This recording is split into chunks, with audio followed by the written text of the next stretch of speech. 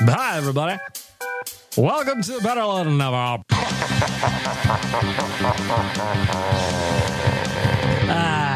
Shit. I'm not actually inside a women's prison at the moment. I'm going to go ahead and turn the intro down and just get started. We got a lot of podcasts to do. There's an Oilers game coming up. The very last game at Mullet Arena, I should also add.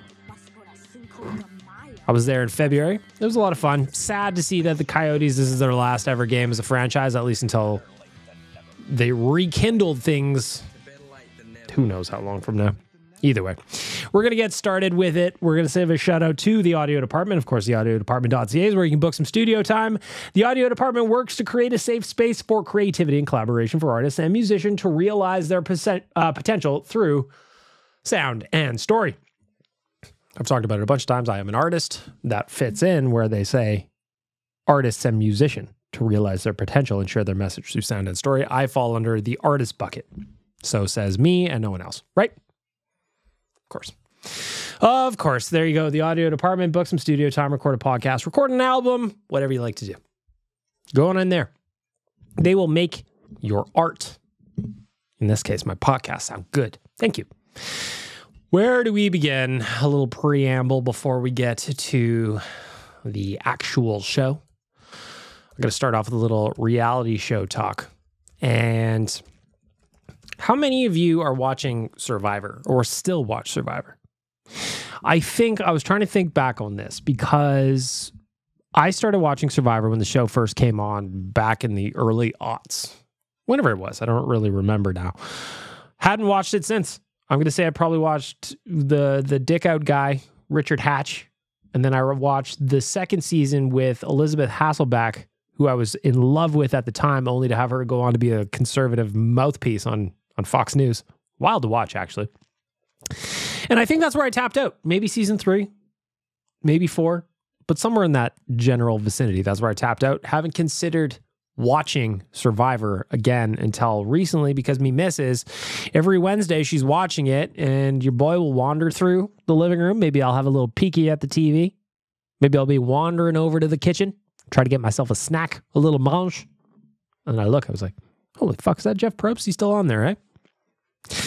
And seeing her into it, I kind of started getting into it, but I also think it helps that I looked up how much Jeff Probst makes. And I was like, man, Jeff Probst must be making a killing doing this show. If you ever look at a host of game shows, they always make so much money that it doesn't make sense. Yesterday at Nation HQ, which would have been Tuesday, we were recording Oilersnation Radio, and Rick and I just got to talking about Pat Sajak. He's leaving the Wheel of Fortune. He's leaving as host of Wheel of Fortune, and he's been doing it forever. Arguably one of the easiest gigs in TV. The guy makes $14 million a year to do that. The guy makes $14 million a year, and then I started looking, I was like, I wonder what Jeff Probst makes.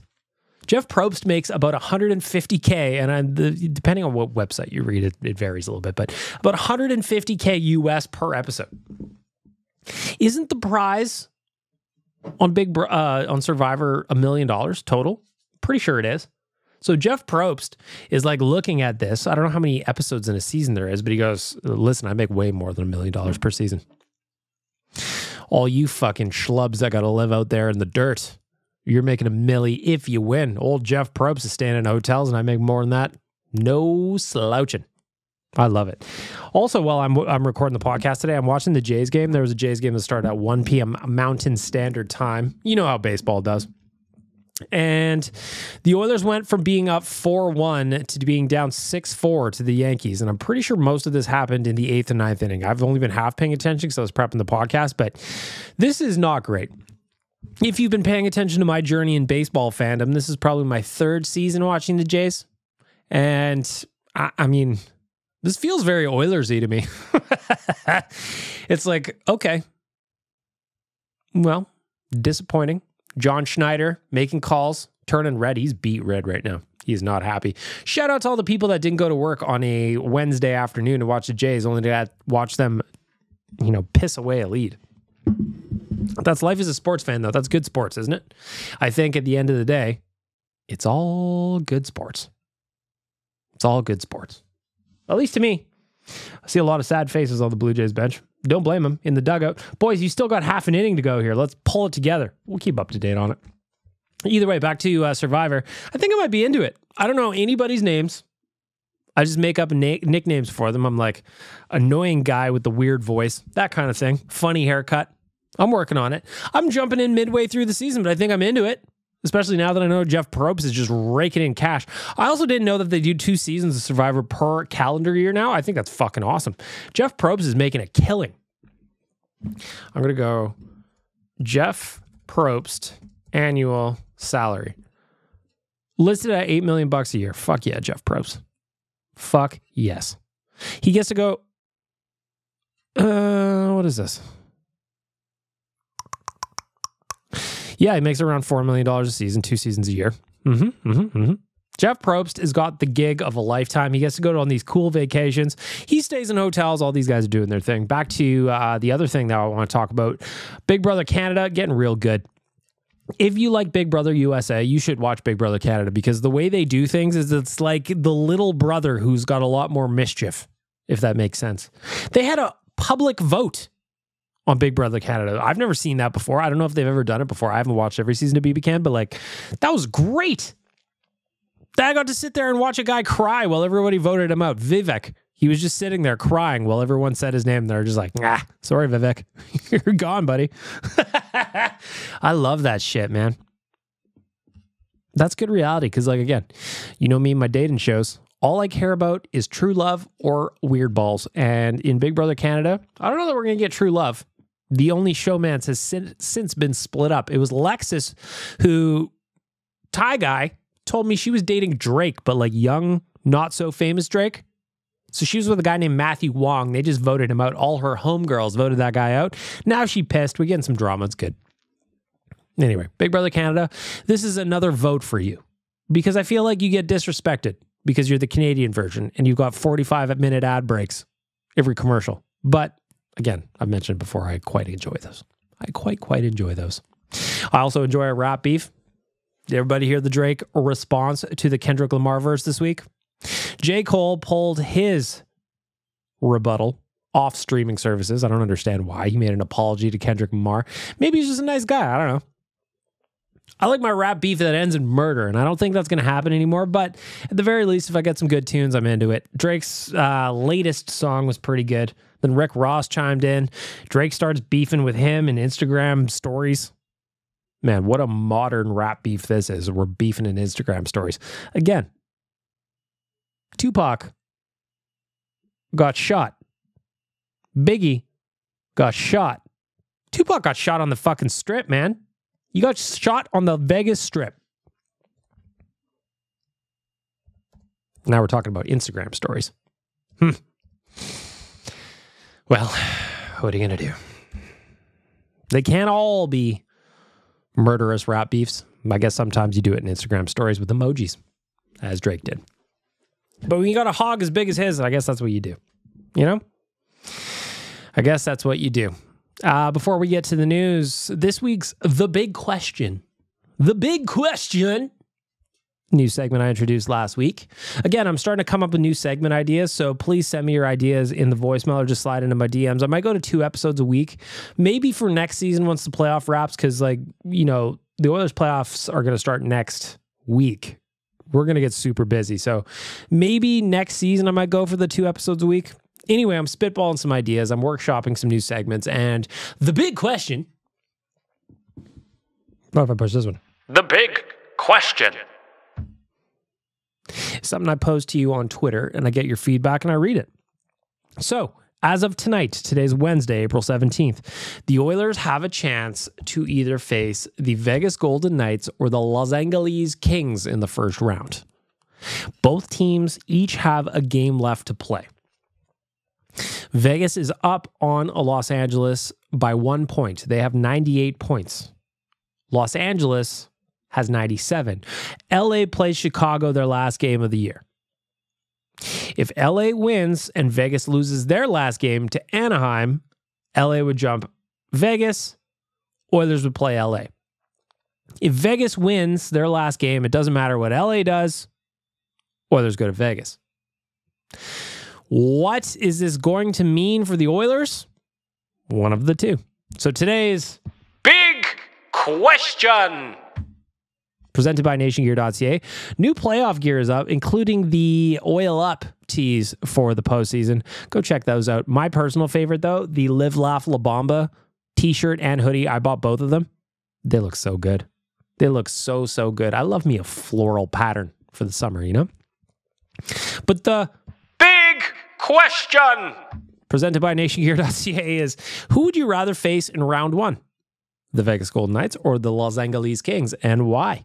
And unsurprisingly, you guys gave me a bunch of really, really good answers, and the why. My boy Captain Felton, he starts it off and he just goes, let's take out Vegas early.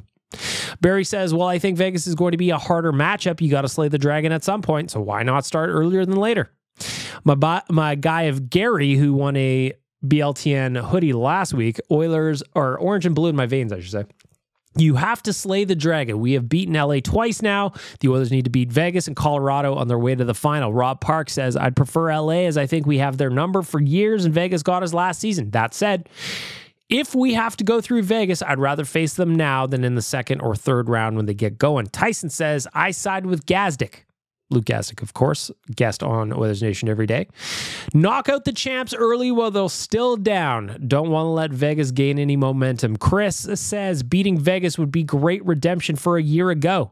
B mother.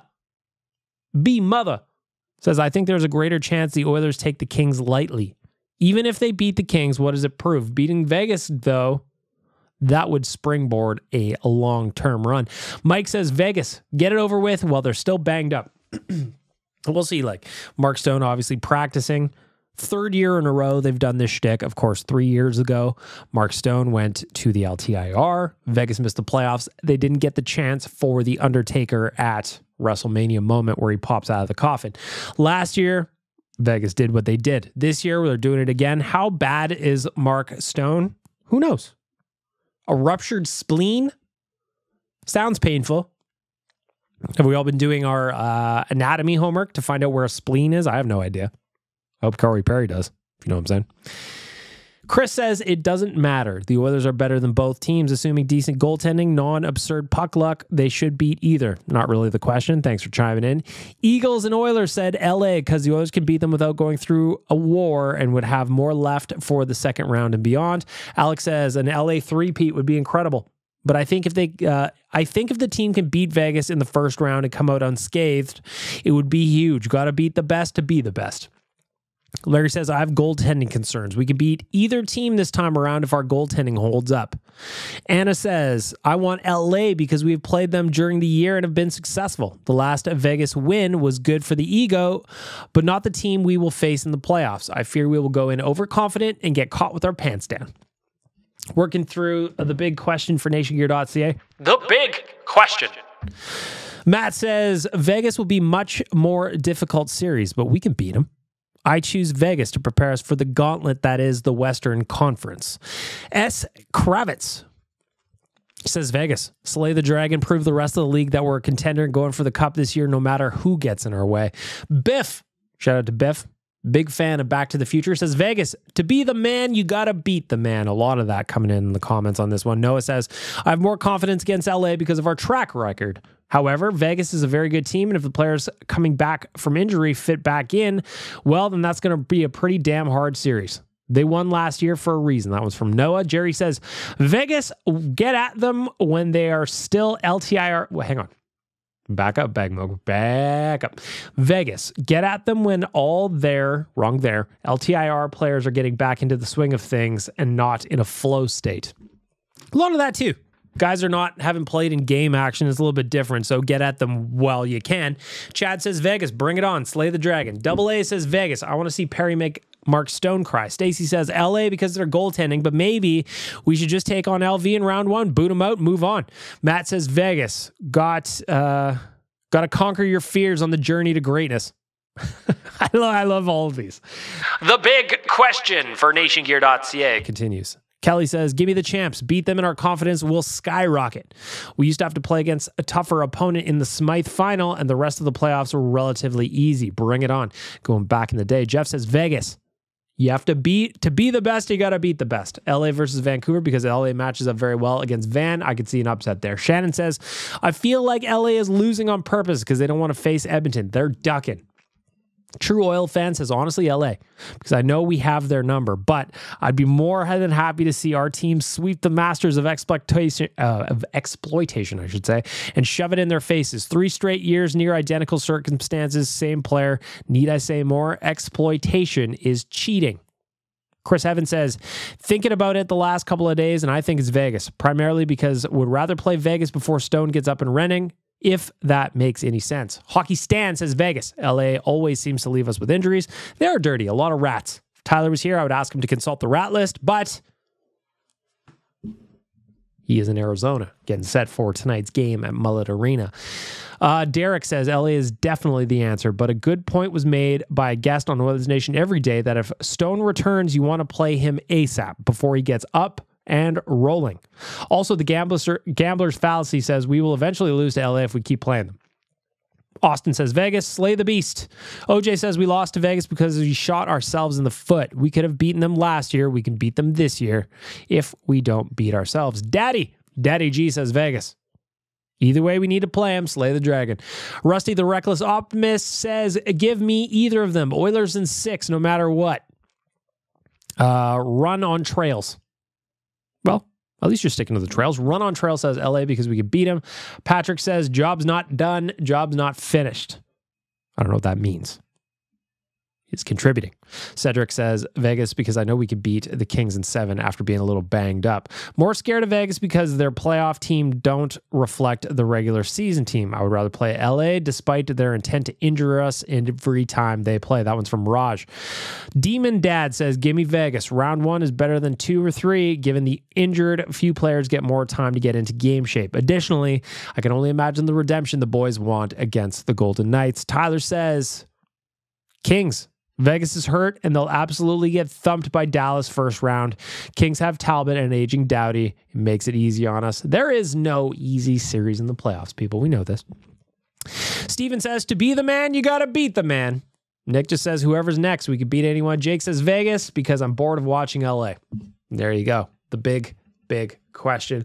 Chime in on social. I'm going to be asking these from time to time when there's something in my mind that I would just like your help with. And that, for nationgear.ca, is the big question. Now let's get to the news.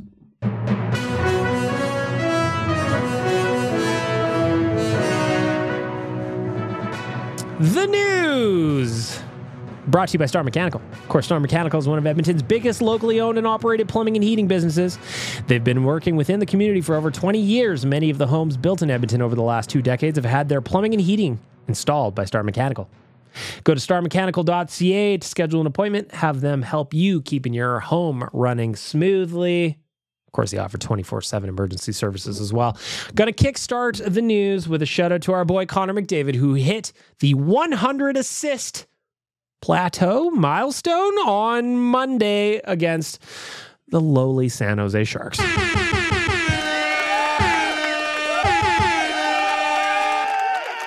Shout out to Connor.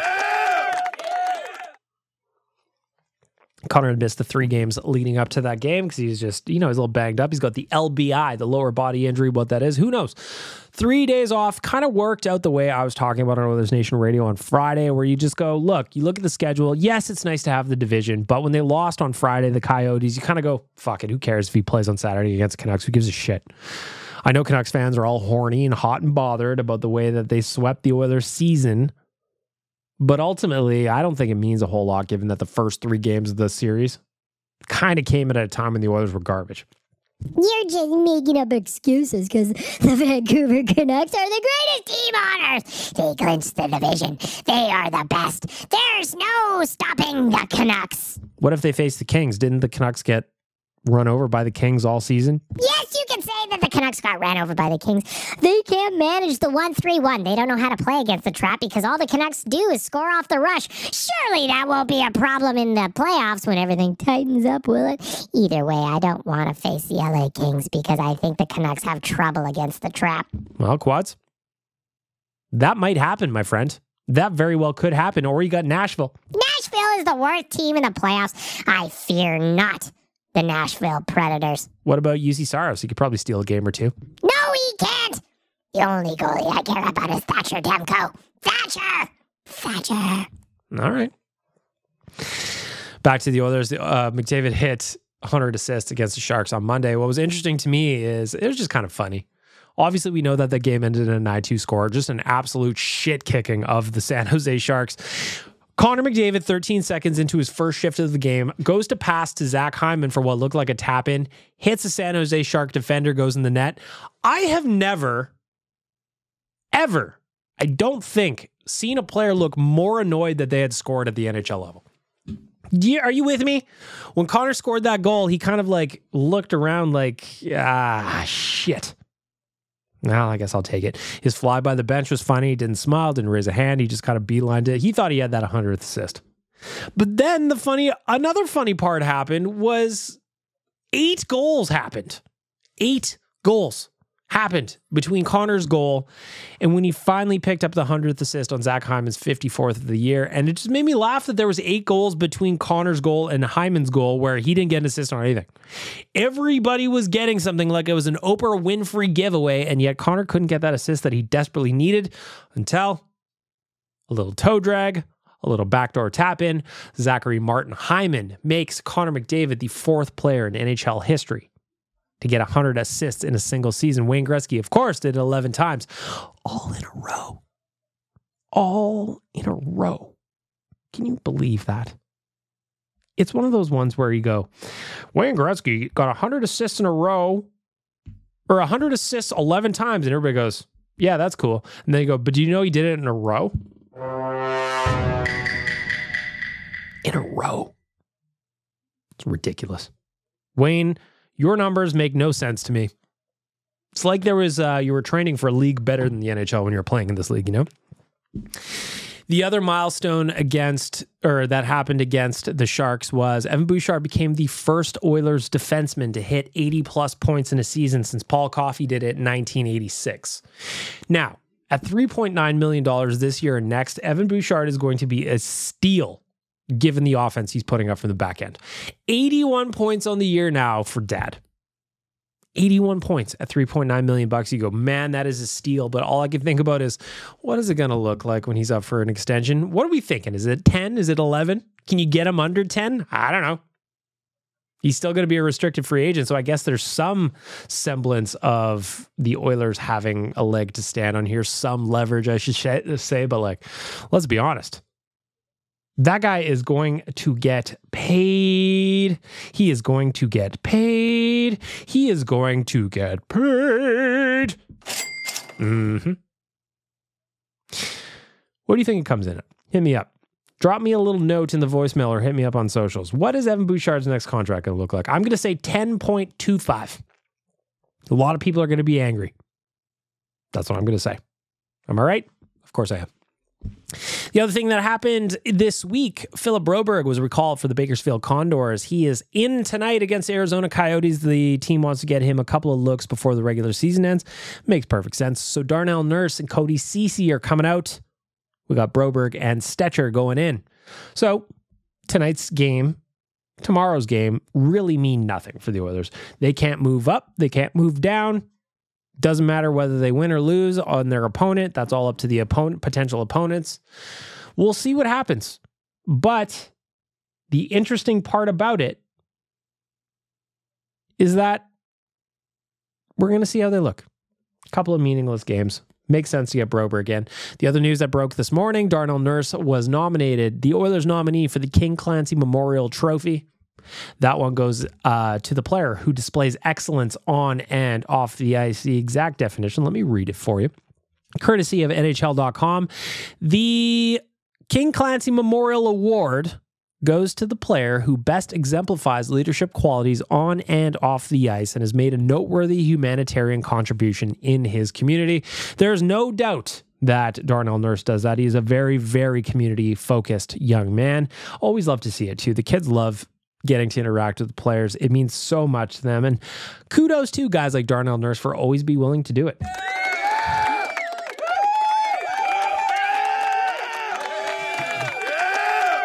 Shout out to Darnell. Of course, I mentioned earlier the Oilers can't move up or down. That's because they lost to the Canucks 4 times this season. 4 times. And that just kind of locked Vancouver in that spot. I love watching the Oilers behind the Canucks, given that nobody expected it to happen. I'm gonna burst with joy. If I thought about it anymore, I might burst into a cloud of glitter. Oh, Quads is excited. This is where Big Dave comes to play. Big Dave is feeling spicy. Those 4 losses ultimately pinned the Oilers in second place, but even just seeing them in second place is hilarious because we know that they started at 5-9-1 or something crazy like that to kick off the year. Worse than that, 2-9-1, something like that. Either way, seeing them get home ice for the first round at the very least is amazing. Shout out to the comeback. Chris Knobloch deserves some love for the Jack Adams. I'm going to say it again. Did I bet on him at plus 6,000, just a couple of shekels, just to see what could happen? Yeah, I did. Yes, I did. Vancouver also waiting to see who they play in the first round. On the other side, we got a Boston-Toronto matchup, and it was kind of fun last night on Twitter, looking around and seeing Leafs fans freaking out about facing the Bruins again, because we know the Bruins just kind of like eat their lunch, just like, or if Satan does it.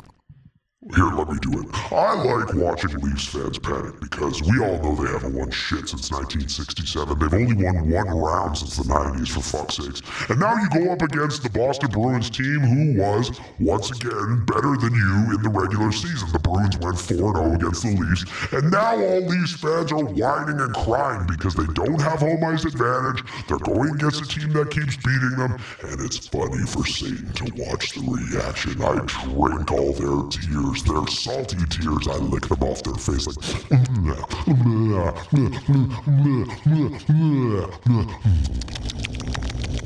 Satan enjoys it all. Satan enjoys the flavor.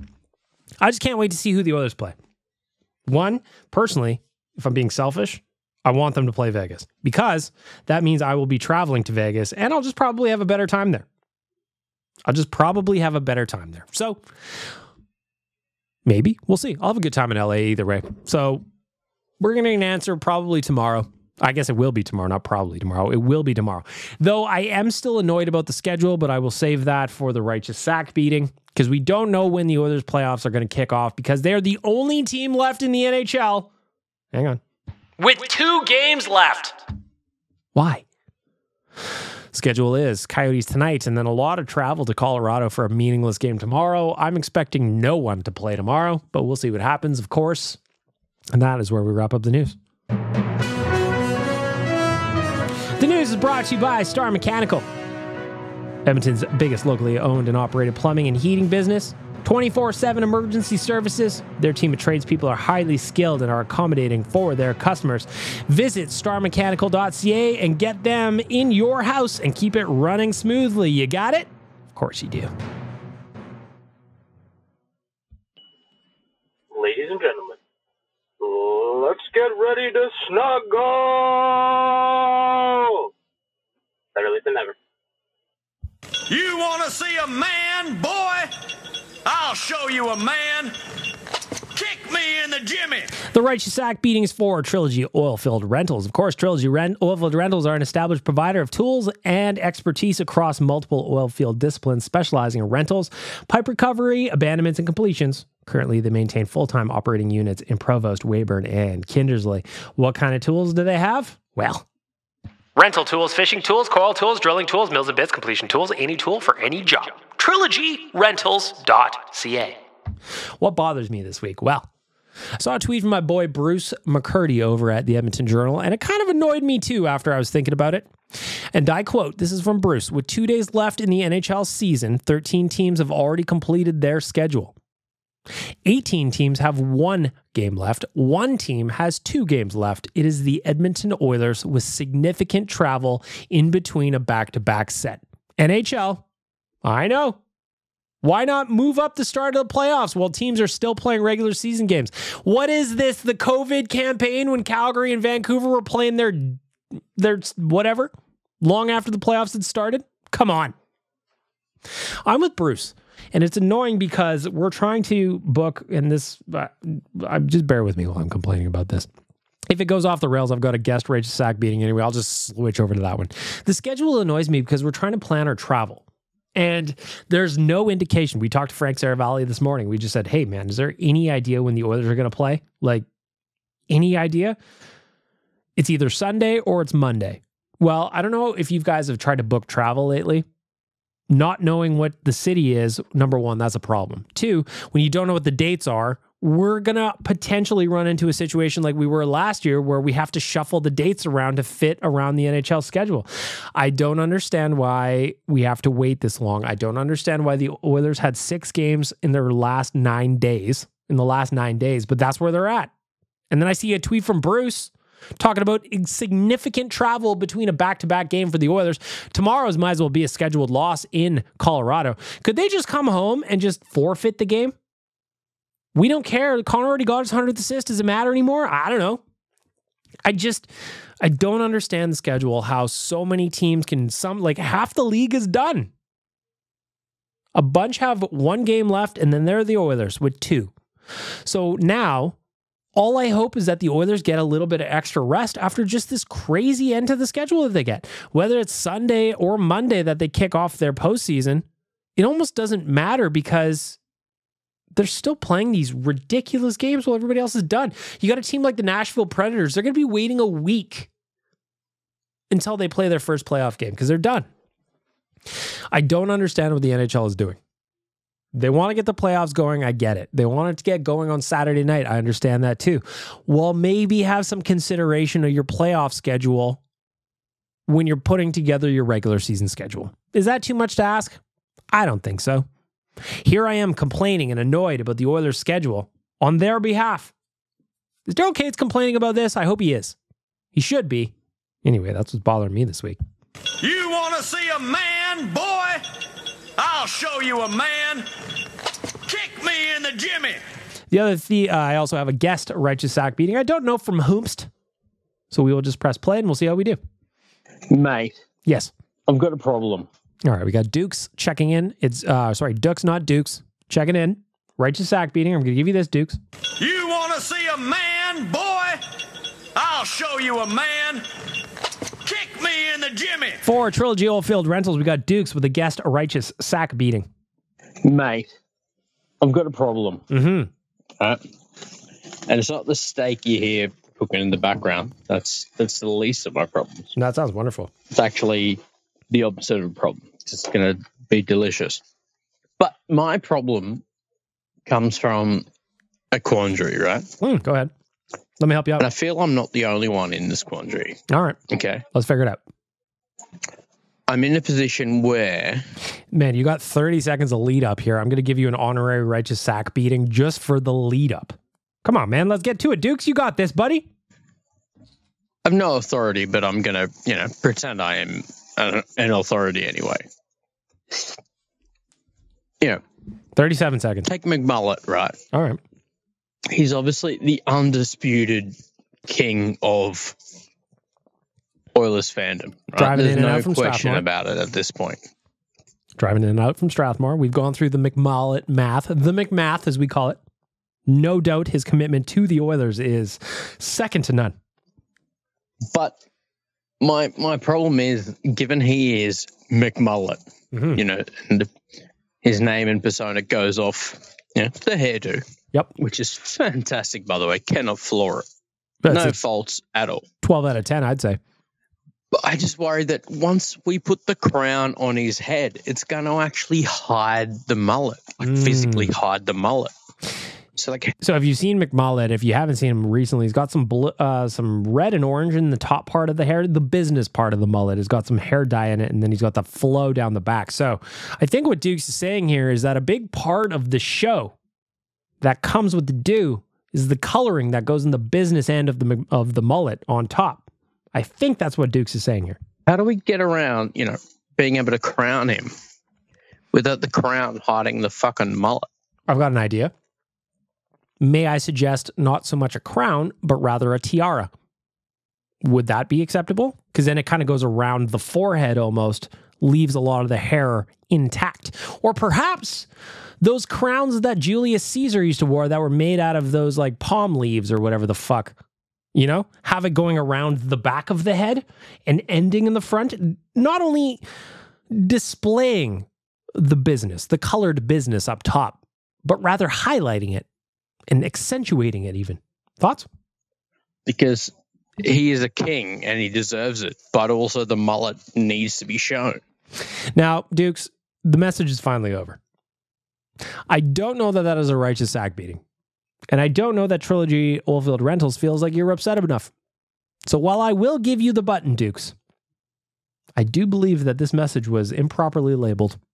We do love McMullet, though. You want to see a man, boy? I'll show you a man.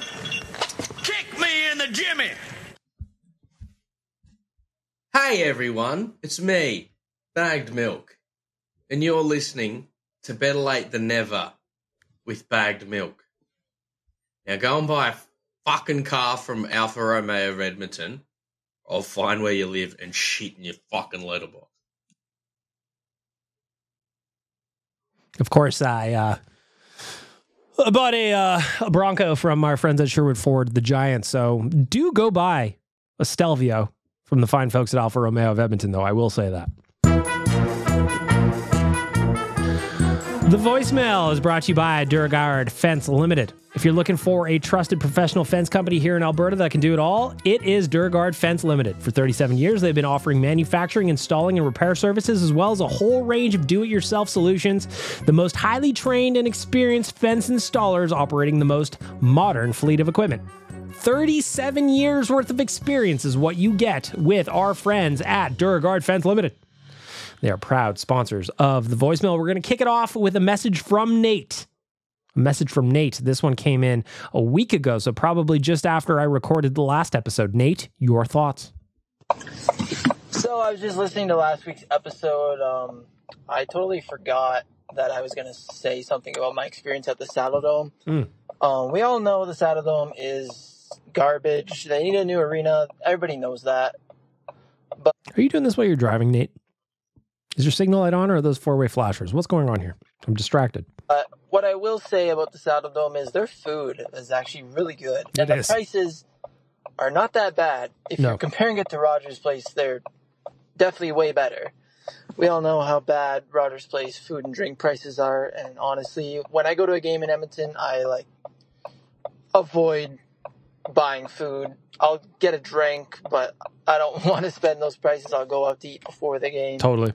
It's way more affordable for me to do that, and I'm sure that is for a lot of people, but most people. Saddle Dome, it's a dump, but their food is good. That's what I will say about the Saddle Dome. And you know what? I agree with Nate. I've had plenty of nights at the Saddle Dome over the years, and one thing I will say is after you take that hike up to the press level, if you're sitting in the nosebleeds, you get hungry. It is probably 3,000 stairs straight up to go to the Saddle Dome and get up there. So you get hungry when you're in there. And what I will say is their concession prices are totally reasonable. And they also have a lot of in-game couponing that they do from some of their sponsors, where they'll be like, here's a coupon, go get yourself a free burger or something like that. I've been there twice and gotten that kind of stuff. So Nate, I agree. Well, you do have to fear for your life in pieces of falling Saddle Dome. You got to watch out. You got to be vigilant. Keep your head on a swivel. What we will say, and what I will confirm and guarantee, or confirm for my boy Nate there, is that concessions, reasonable. Specifically for the food. Ari, you're up. Okay, right off the rip. One take. I'll try and do one take. All right, we believe in you. So last week I sent in voicemails with a girl. You did, and a lot of people did. Anyway, I'm going to let you get to it, but it almost sounded like it was a recording of you playing a recording of a girl. I'm not saying you don't know that girl. It just sounded like you got her to have canned answers, and you played them into the voicemail. And Satan said it wasn't real. Well, right. It was. It was real. It was over the phone. It was. She wasn't in the room or anything. And I was doing a bit towards the end there. It was dog shit. That's right. Satan was right. She was a girl, but she wasn't there with you, Ari. This is one of those situations like, my girlfriend goes to another school and you can't meet her. Not even on the weekend. She's busy. She's volunteering at a soup kitchen. That's what it sounds like to Satan, Ari. Whatever. Doesn't matter. If I see her, which I might, maybe I'll do a voicemail with her. Yeah, I would like an in-person. I do appreciate trying to execute an over-the-phone voicemail with a third party. I do appreciate that, Ari. I would like to hear from this young lady. I've got questions. And I'll label it as that. So just so you know. I'm a bit scared, BM. Go ahead. I've come to really like this girl, and I'm saying that as insert government name here, not as Ari. So here's the thing, Ari. If you're starting to like the girl, treat her well, man. I'm talking about gestures. I'm not saying just like you saying, "Oh, babe, you're hot." Say that from time to time, but like gestures. Hold the door. Give her a little, a soft touch, a little contact at appropriate moments. Perhaps you could hold her hand. Perhaps you could buy her a gift. Perhaps you could send her just a friendly note just to say hello. I'm not saying simp. Don't be simping. You don't got to be like, "Oh, good morning, beautiful. I hope you have the greatest day ever." I'm not talking about that. Let her know she's on your mind. Let her know what you're thinking. If there's one thing I've learned about being turned down by so many human women over the years, is that if you don't say something, they'll never know. They'll just never know. This next voicemail comes in from Ari as well, and it says, "Ari, very important." I'll be the judge of that. So yeah, this one's important. You're going to want to listen to everything that I have to say. I don't know that we're off on a good start here, Ari. Satan's feeling antsy and Satan wants to interrupt you. Let's see what you got. Please. So I'm heading home. I'm going back home to India pretty soon. So Really? You're probably not going to hear from me for a very long time. No way. Really? Going back to India? Are you even in school? I've got questions now. I wish I was interviewing you at this point. That's why I made the new bumper for you, just so I could be on the podcast in some way. Please delete the old one that I made. It's awful. Yeah. I definitely won't be able to send voicemails. Why not? That much I know for sure. Why not? But you know what? While I'm there, I'm going to... As far as I know, they do have the internet in India. I had a friend who was just there on a business trip, and he was sending me all kinds of things on Instagram. Ari, I need you in the voicemail, Ari. Repping BLTN. I'm going to tell everyone about how awesome the podcast is and how awesome you are, Bagged Milk. Thank you. My last voicemail would probably be the one with the girl, if I end up doing that. My predictions for the playoffs: the boys are going to score a hell of a lot more this year. McDavid, Draisaitl, Nuge, they're going to be absolute god killers this year. And the Edmonton Oilers, they're going to win the Stanley Cup, Bagged Milk. That is my prediction. And one last thing. I'm Zol, the Will of Thousands. Thanks, Bagged Milk. I love you. See you soon. Take care. Number one, I knew he was Zol, the Will of Thousands. The cadence in his voice is what gave it away. We all knew it was the cadence in his voice. The delivery was the exact same, despite the fact that there was a voice enhancer on it. This is driving Satan nuts. Of course you were Zol, the Will of Thousands. Honestly, though, Ari, I'm going to... How long are you going to India for? Like, forever? Aren't you going to school? I've got so many questions. You can still send voicemails from India. You can still download and listen to the podcast in India. I mean, fuck, how long is that plane ride? It's got to be 14, 15 hours, depending on what kind of stops you got. That's 13 episodes. Pack them all in on the flight. Bring them with you. I would like this to be the biggest Oilers podcast in India. That is my goal now that you're going there, Ari. I wish I had when do you leave? I've got so many questions. Don't leave us, Ari. We need you in the voicemail. You can leave Zol, Will of Thousands in India, though. That was a bit that went on a very long time, and we knew it was you, Ari. We knew it was you. Ari, sad news. It is important, that message. Now I'm a little bummed out. Ari did submit a bumper. He told me to delete the old one, which, I might. If you're not listening to the podcast, you won't know if I play it or not. But here's the new one. Ari bumper before he leaves on a trip. You're listening to Better Late Than Never with Bagged Milk. If you're enjoying the podcast so far, a rating would be really appreciated. It helps it out. Thanks for listening. You're an awesome person, and whatever you do not listen to Satan. He gives bad advice. I do not. It's a nice bumper, Ari. I'm going to move this here. We're going to do a little live producing. That is now on the bumper bar. You are there, Ari. You are there. Let me see here. I don't know if I want to do this, but I might here do this. I'm going to try this here, and I'm going to put this phone on speakerphone, and I'm going to tell David Quadrelli that I'm recording Better Late Than Never, and you are checking in during the voicemail as an impromptu guest. David Quadrelli, welcome to the show. So I knew you would be doing Better Late Than Never, and I intentionally called to be hopefully put on the show, and I'm glad I am. So Harmon and I did Canucks conversation today. The Vancouver Canucks clinched the Pacific Division. I'm not sure if you heard. And we were trying to find when the last time the Edmonton Oilers did that. They clinched the division title. This is 1987. Yeah. How have we not talked about this? I've been your friend for years. We've, exchanged barbs back and forth about the team. How has it never been brought up that the Edmonton Oilers have not won a division title since 1987? I mean, like, from my perspective, you've just never asked me. I would have told you. That's the longest streak in North American sports. Yeah. That's insane. It is wild. It's like one of those ones where, like, in the past few years too, and I'm doing this off the dome quads, but like in the past 2 years, the Oilers have finished second the last 2 or 3 seasons, and they've always been behind the division leader by like 2 or 3 points every time. It's just kind of like they're right there, and it just never gets that last win or two.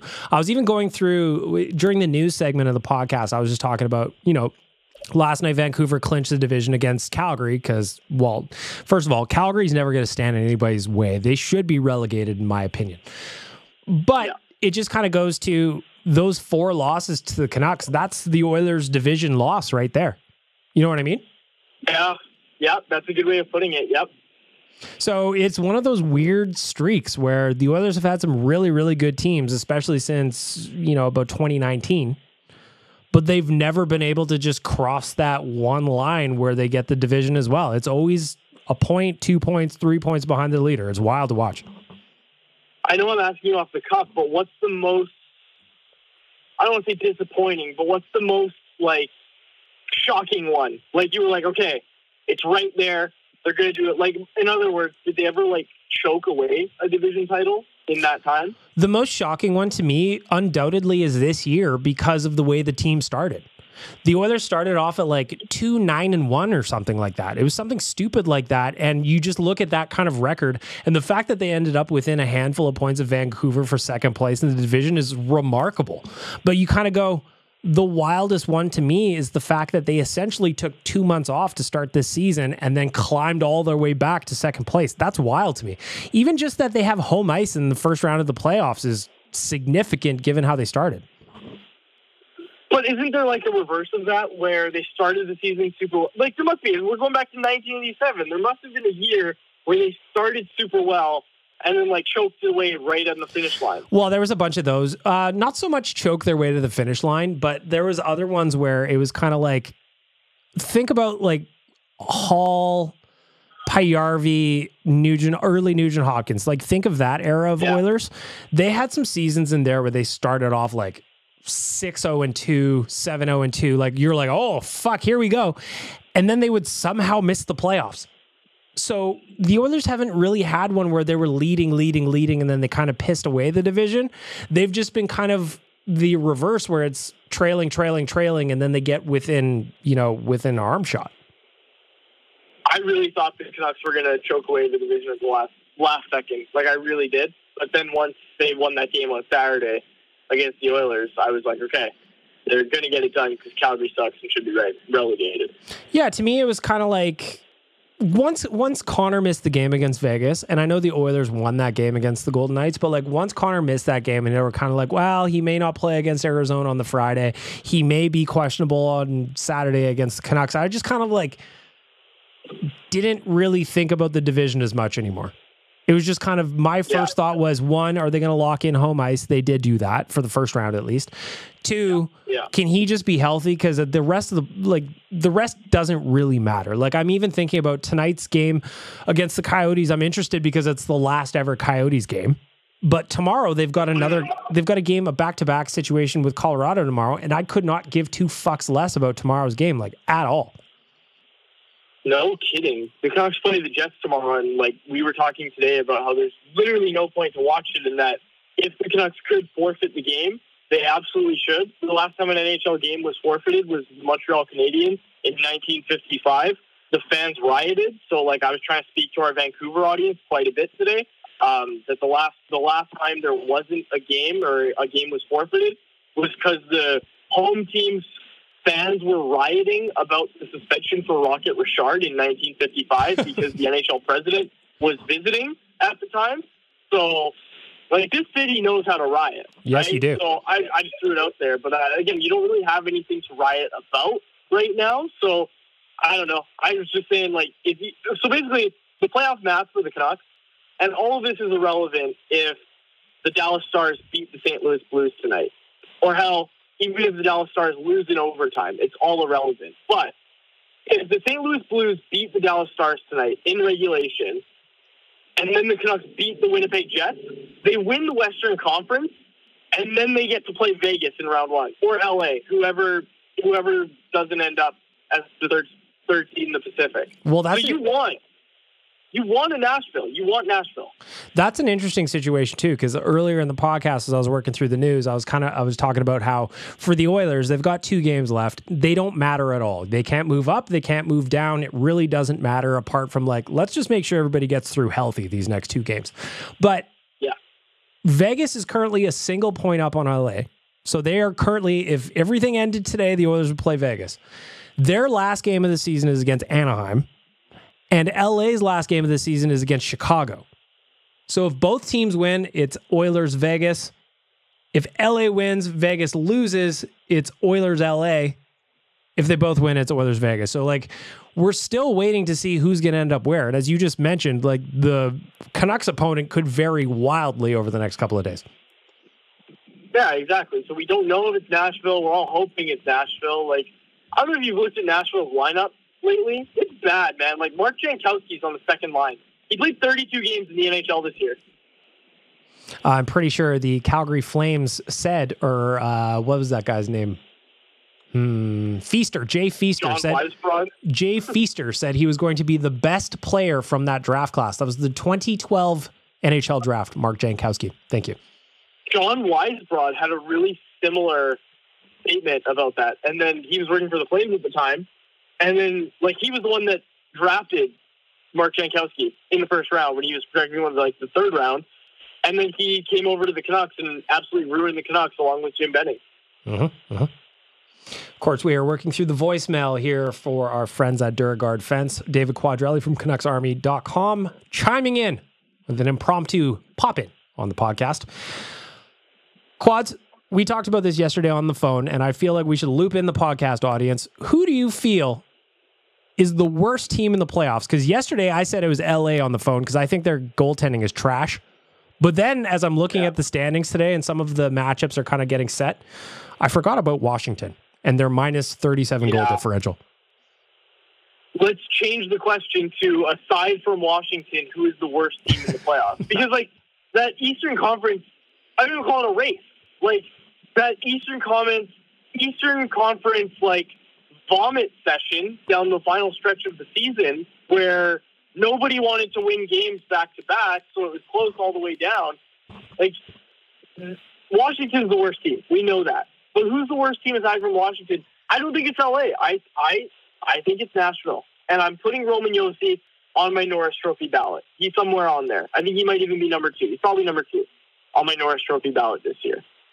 But there are so many flaws up and down that roster, and I know that their defense and goaltending has been good and will be good in the playoffs, but the style that Andrew Brunette plays, like, it didn't work in Florida, right? And we had a guy named Bruce Boudreau out here in Vancouver who we saw and we've seen for years not be able to coach teams in the playoffs, right? And the big thing that Canucks management didn't like about Boudreau is the lack of structure that they play with. They play a run-and-gun style. It's going to work in the regular season, but I think Nashville is the worst opponent, or the worst team in the playoffs aside from Washington. I'm going to say Nashville. What do you think about Toronto-Boston? Because I think it's hilarious. Last night I was cruising around on Twitter, and I was having a good chuckle about Leafs fans already preemptively panicking about playing the Bruins.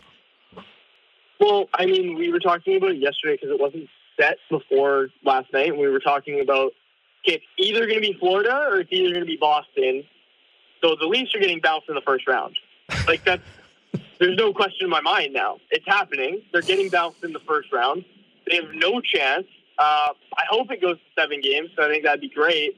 But they're going to lose in the first round. Boston's maybe not the strongest team per se, but they're going to be hungry after what happened last year when they had that historically great season only to get bounced in the first round. Yeah. They're going to be a hungry team. I would not want to match up against them. No, nor would I.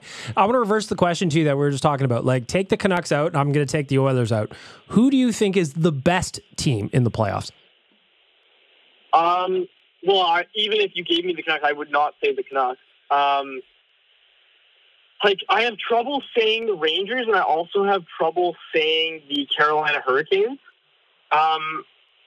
And hell, even Colorado, who would be my pick, Colorado's bottom 6 sucks. It's bad. And I know they made some really savvy additions at the deadline that basically gave them a third line that actually works. So, it might be Colorado. I lean towards Dallas or Colorado. I think it's going to be a Western Conference team that wins the Cup this year. And honestly, Colorado, Dallas are probably tied for number 1, number 2 for me. There's no one in the East that I'm that's the team that's going to be a monster in the playoffs. I don't think there's anyone. I'm with you. Even though the Rangers won the President's Trophy, I still think it's Dallas. If Ottinger can heat up a little bit, and he had a relatively mediocre season by his own standards, if he can heat up, they are going to be a handful whoever faces them. Exactly. Yeah, and I mean, man, Dallas, you look at their secondary scoring, right? Wyatt Johnson has basically extended their competitive window for years.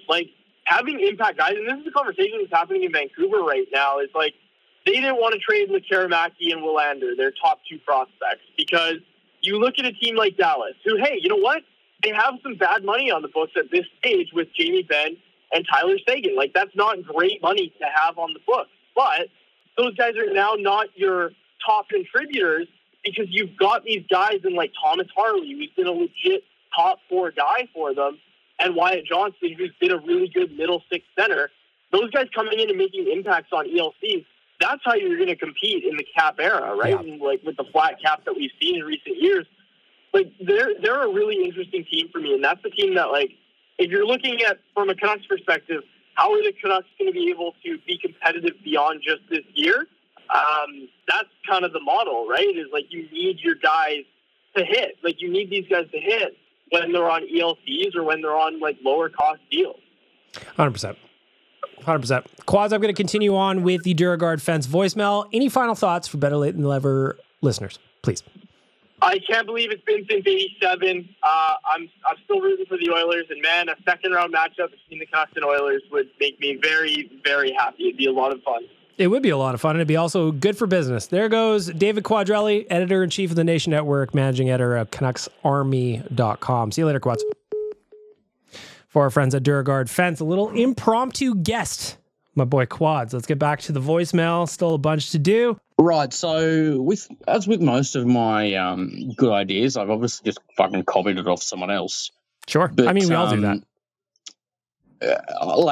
I love McMullet's idea of, fans can't quite travel to Edmonton, from south. They can go to Calgary, Greta, to watch parties with him. I thought that's a great idea. So what I'm going to offer is all the other Oilers fans that live in Dysart in central Queensland, because I know there's 1,000 of us, feel free to come to my house for those games. Although, however, I have just accepted a new job that's actually back on site. So I won't be working from home, which means I'll have to try and listen to games on the sly. You could just go hang out at Dukes' house anyway, though. Whether or not he is there or at work, just hang out there, drink his beers, play with his dogs. They're very cute. So if you do come around for a watch party at my place... just know I may not be there. I probably won't be home, so you can just, I don't know, sit in the driveway and listen to the radio call on the NHL app or something. But also, I don't want, vagabonds just hanging out in my driveway, so probably don't fucking do that either. Actually, you know what? Just stay home. All you thousands of Oilers fans in Dysart, Central Queensland, just stay at home and, I don't know, send me a tweet. Anyway, can't wait for playoffs, even if I'm going to miss them. Play the Bomber, baby. Let's fucking go Oilers. I still think you should go to Dukes' house, whether or not he's there. He will give out his address on Twitter and a credit card number that you can use to buy refreshments, courtesy of Dukes. Thoughts? Sounds good to me. Sounds good to me. I wish I was still on the phone with you. I had such a good time during that interview. Thank you for letting me on the show. Fuck.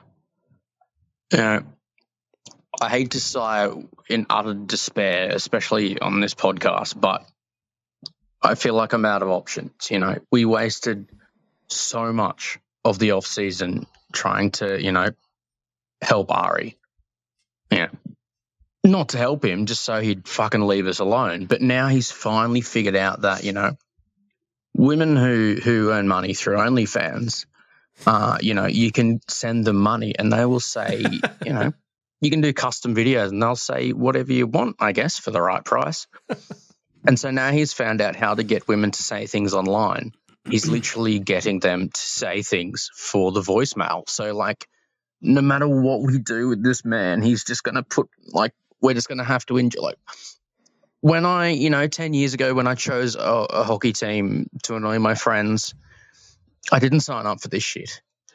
And I don't know, man. I'd rather lose to the Flames. I would have rather lost that round 2 to the Flames fucking 4-0 than listen to another one of his voicemails with anything to do with relationships and women. So please, for fuck's sake, mate, whatever you do, I don't know, go microwave a sock or something, brother, and just lay off speak pipe. Go lay some pipe, not on speak pipe. See, Ari, when you go to India, you better still listen to the podcast, because how else would you hear advice like that from Dukes? Come on, man. Ben, where have you been? What's up? It's your non-consistent 15-year-old. Just wondering how stuff is going. Things are going well, man. I've been a bit sick the last few days. You sound a little beat up, Ben. You sound like you need a Neocitrin. Weeks and been really busy. Like, I was on a trip to Maui for 10 days, and then got back and then went to Montreal for a school trip. Nice.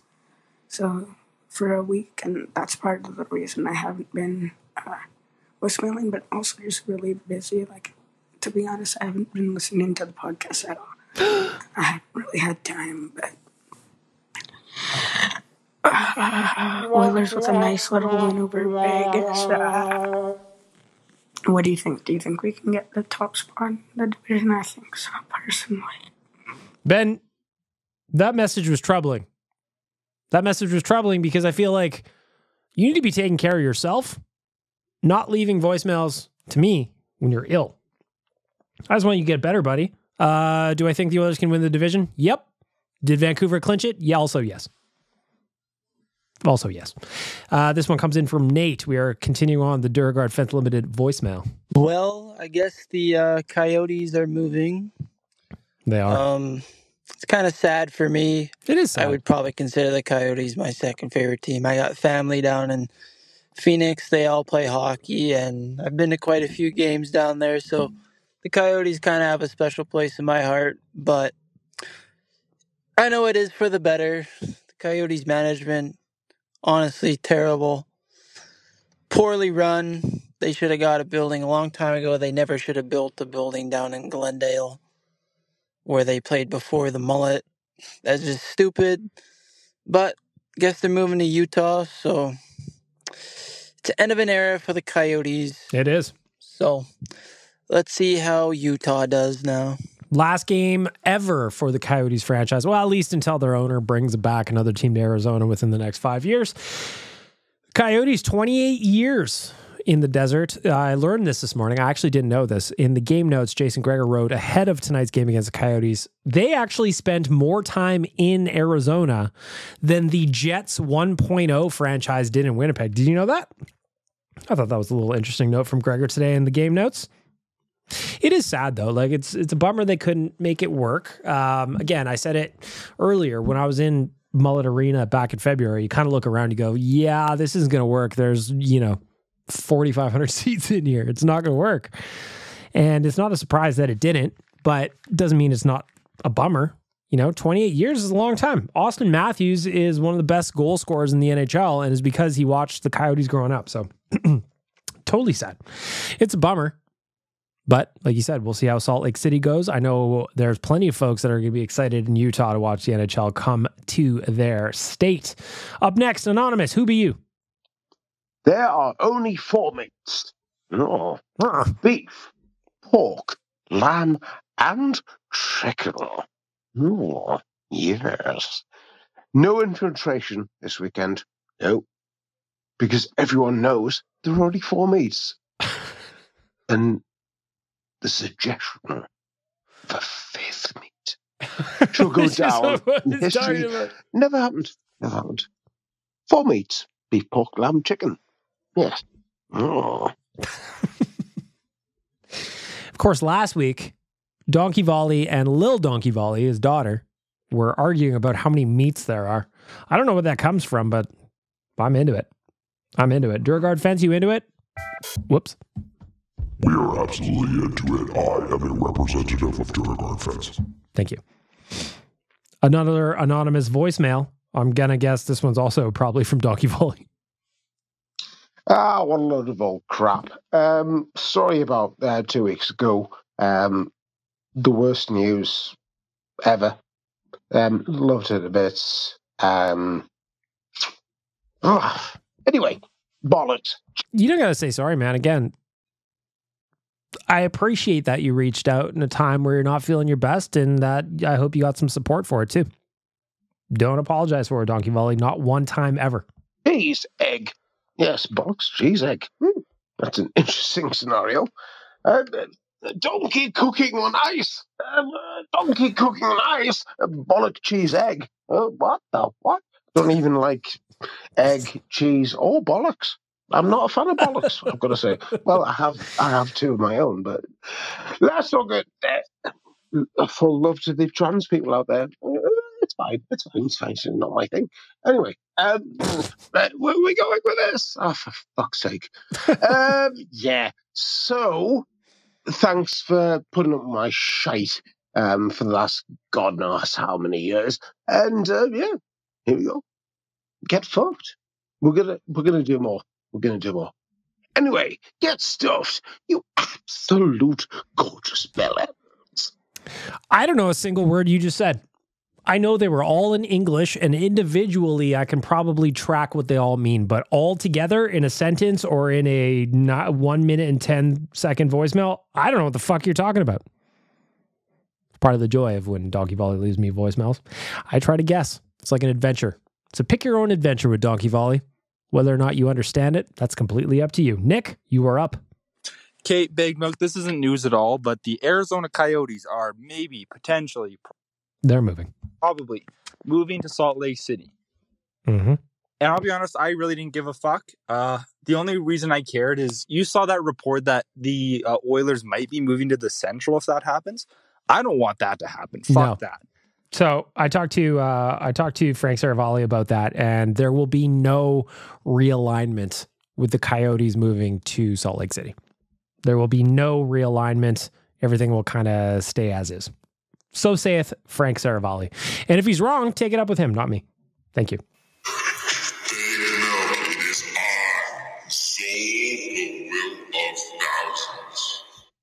Does it?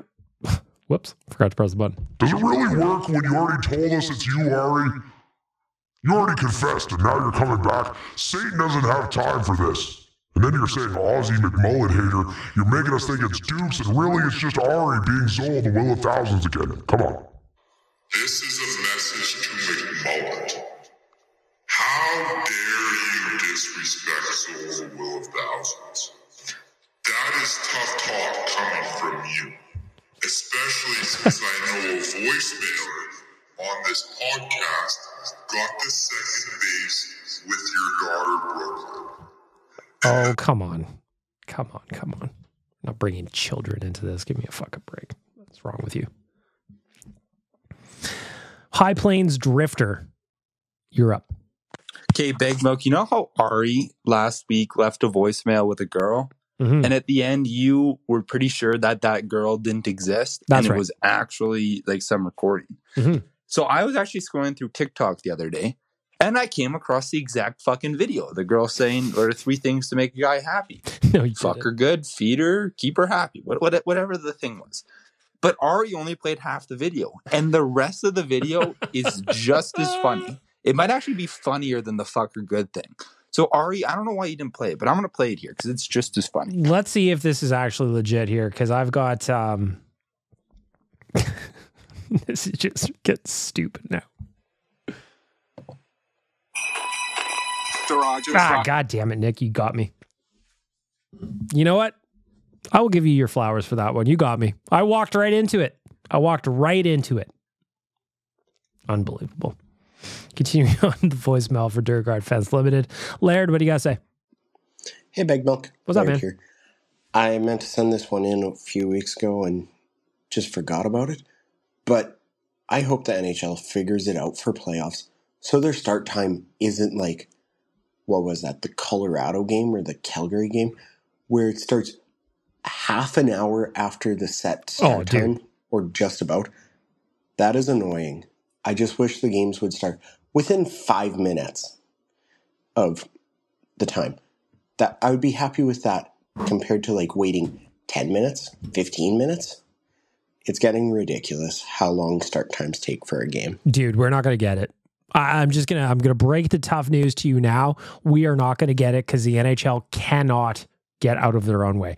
Today, I watched the Blue Jays game, and the start time was at 1:07 p.m. Mountain Standard Time. By the way, the Jays did lose 6-4 to the Yankees. Fucking idiots. They gave up 5 runs in the 8th and the 9th innings. Unbelievable.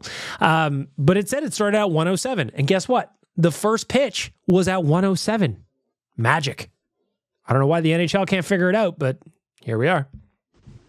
Hey, Big Milk, I'm watching the Oilers-Sharks game, and Jack Michaels just said to Louis, well, have fun with your playoff sports coverage. And it's like, why can't Jack Michaels be our broadcaster? Like, why can't he be our Sportsnet broadcaster? It's a fair question. I really wish he could.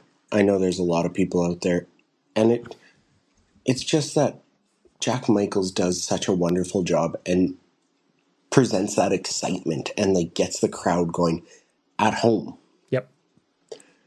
I don't know. I wish that Jack Michaels could do all of our playoff games. I'm totally with you. I wish Jack was there the entire time. So if he's actually not doing any of the Oilers games, even if they're on the weekday, I'd be bummed out. That's not to say I don't like Harner Ryan Singh. I do. By the way, Harner Ryan, we've interviewed him plenty of times on the Real Life podcast. I've met him outside of the arena, and he's great. I like the way he calls games, but it's just Jack feels like home to me at this point. I remember thinking when Rod Phillips left, or I guess retired, because that was a while ago now. I remember thinking, man, whoever comes after Rod Phillips is really going to take a masterful broadcaster to fill those shoes. And over the 10, 11, I have no idea, I'm just guessing, over the 10 plus years that he's been doing it, Jack Michaels is one of the best. My biggest concern, Laird, if I'm going to be honest with you, is, yeah, the playoff thing, we'll talk about that, and I'm sure we're going to discuss it as the playoffs go along, but my biggest concern is that Jack is so good at what he does, a big network is going to come and try and poach him. That is my big concern, because Jack Michaels is awesome. Next voicemail. Mate, all right, I've got a bit of a challenge for the listenership of Better Late Than Never, a.k.a. Lactation Nation.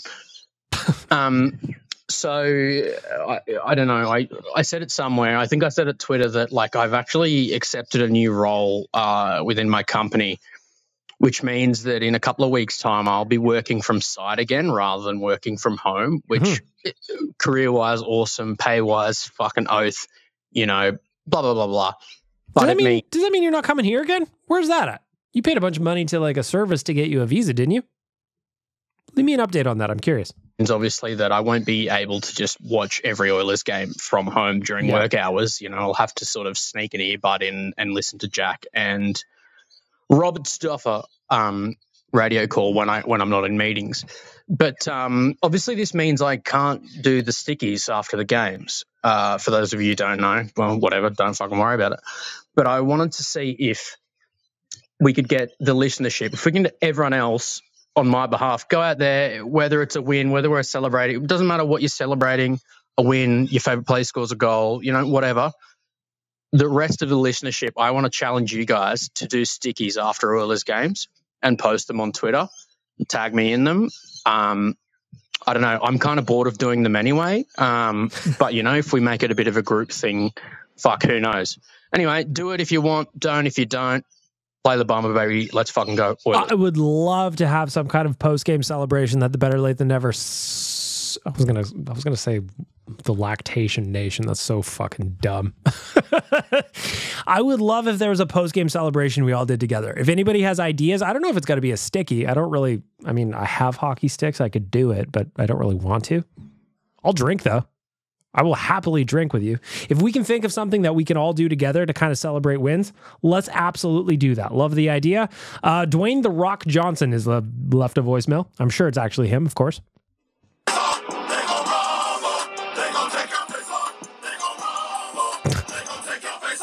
It's about drive, it's about power. We stay hungry, we devour. Put in the work, put in the hours, and take what's ours. I can't play that. You know that, even though I want to.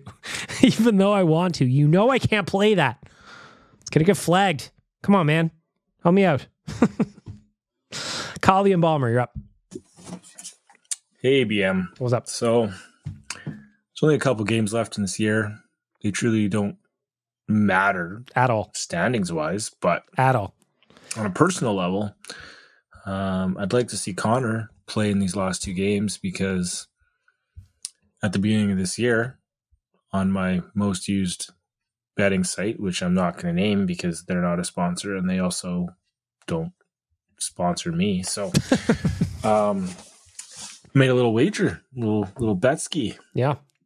That old Connor McD would get over 135.5 points. No, he's at 132. And he's currently sitting at 132.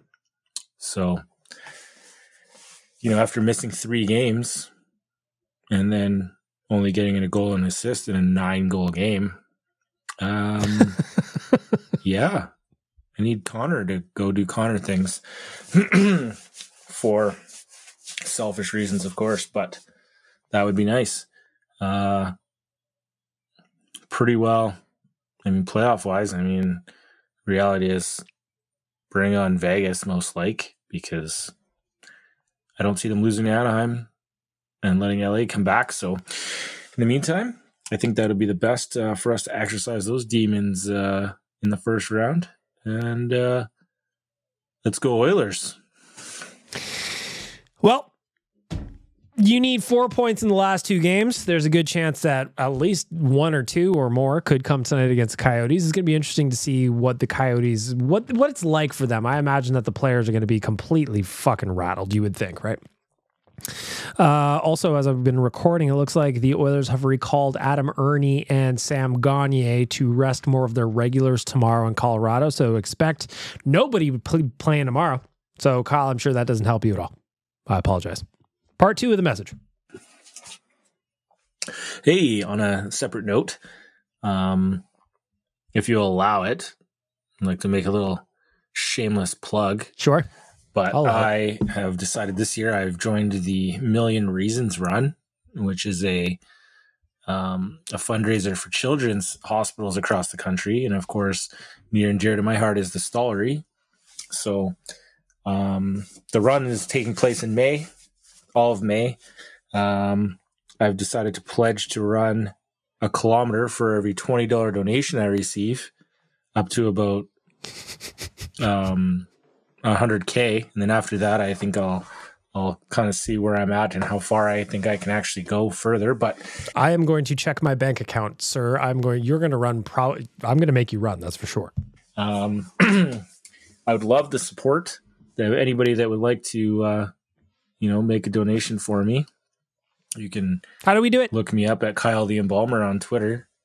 And I have my page post pinned there. So the reason I'm doing it, of course, is because both my kids have spent some time in the stollery. Not like anything major that you hear some of the stories about, but enough that I've seen the care that they give to these kids, and I'd love to always give back to them. So if anyone would like to help me out, by all means, that would be fantastic. I will check my Twitter. If you follow me on Twitter, JazBeOnBagMilk, just check mine. I will also retweet Kyle's link if you want to make a donation, help him raise some money for the stollery. Excellent cause. Finally, for Duragard Fence Limited, we got one more voicemail. This one comes in from landlord Chad. Okay, I'm going to do this in one, not four. I agreed to let this lady move into my basement room. She's about 36. She's on AISH. I kind of vet people before I let them move in. So I asked her, hey, do you drink? Do you party? I don't. Like, is that going to be cool? Yep, nope, I don't do any of that. Awesome. So she moves in while I'm at work on the 1st, and I get home and my house smells like smoke, which isn't fucking happening. So I go down and I talk to her. I'm like, hey, like, you smoke? Kind of misrepresented herself. This isn't going to work. Like, you could stay here a month. I'm not kicking you out, but we got to work something out. And I'm like, if you have somewhere to go, I can give your money back. She loses her fucking shit. And I'm like, hey, well, you know what? I was trying to work with you. Now you're being hostile. Now you can't stay here. So I move her back to her mom's house. I give her all her money back. And then the next day I'm getting messages threatening that she wants more money, threatening, saying that the guy that moved her in here, her boyfriend's a convicted murderer. He's going to come visit me if I don't give her more money. So I get the cops involved, and I talk to the landlord and tenant board. And I guess because I'm the landlord and I live there, it's considered shared accommodation, and she has no rights. I could kick her out at any moment. I tell her this, and she loses it even more. And for like over a week, she's threatening me nonstop. And she's stopped now, apparently. So we'll see. Just kind of waiting now. Wow. That is an action-packed 90 seconds of voicemail with landlord Chad. That's one thing, like, I've contemplated, you know, maybe down the line, I'm going to potentially rent out the house I'm in right now, the townhouse I'm in, provided that, well, I have more than I do now. But that was one thing that always kind of stands in my way of potentially being a landlord, is dealing with this kind of situation. I know there's plenty of people that rent from uneventfully. But these are the stories I go, do I really want to deal with that hassle? I don't know. Anyway, that's how we wrap up the voicemail. Duragard Fence, sponsor of the voicemail. 37 years worth of experience. The best professional fencing company here in Alberta. For more information and to request a quote on what they do, go to duragardfence.ca. duragardfence.ca. Find out why they've been the industry leader for nearly 4 decades. There's a long podcast today, almost an hour and a half worth of content for you. An impromptu check-in from Quad's mid-voicemail. Thank you all for the voicemails. Thank you for chiming in. I appreciate you. We've got the playoffs coming up next week, everybody. So the next episode I do on the regularly scheduled side anyway is going to be a playoff episode, and I could not be more excited about it. I want to thank all of you for participating. I want to thank all of you for listening, and thank you to everybody who's sending me pictures of themselves in their new BLTN hoodies. If you got one, I'm going to do another giveaway coming up here soon at some point during the playoffs. But until then, Tyler, give me them lips. Why won't you kiss me? Why won't you kiss me? On the mouth. Tie-tie. Don't be so cold. Put your head in mine. Let's have a nice time with the meaning of our mouth holes.